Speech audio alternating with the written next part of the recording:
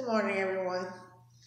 I just wanted to share with you all my home buying journey. I'm very excited. I just bought a house, and I wanted to share my journey with you because I may be able to help someone else out. Share some information with you. First of all, let me start by saying any of you can buy a house. Like, if you have hard work, dedication, and if you're willing to sacrifice, you can buy a house, okay, with a low credit score and $0 in your bank account.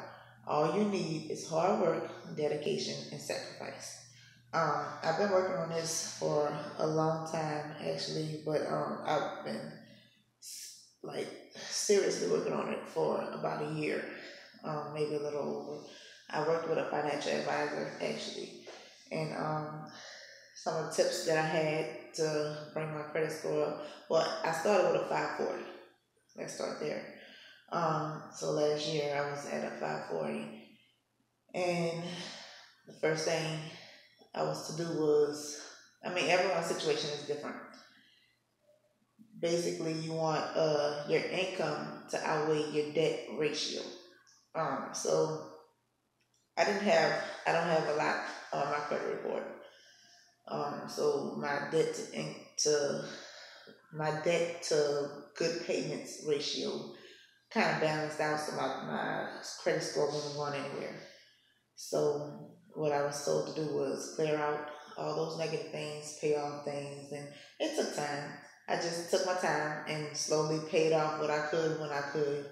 And why not work on it? Because if you're saying, well, I can't buy a house now because I got too much stuff to pay off my credit report. Okay, it's gonna be a year before you get in the house. So during that year, you can be paying off your credit report. You can be clearing those things off. So don't put off tomorrow, what you can do for today.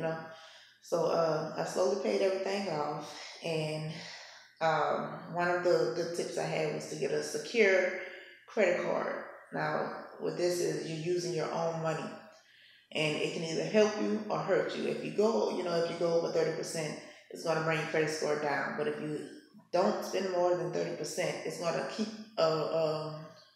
it's going to build your credit up, saying that you're paying something on time.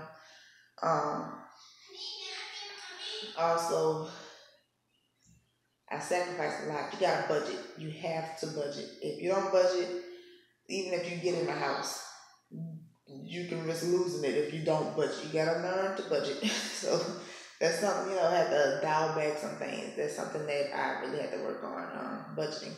And things always happen. Life happens.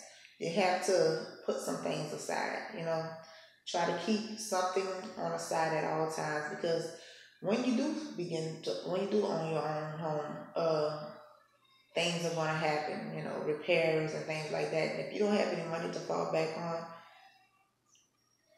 things are going to get out of control. So you got to learn how to keep something on the side.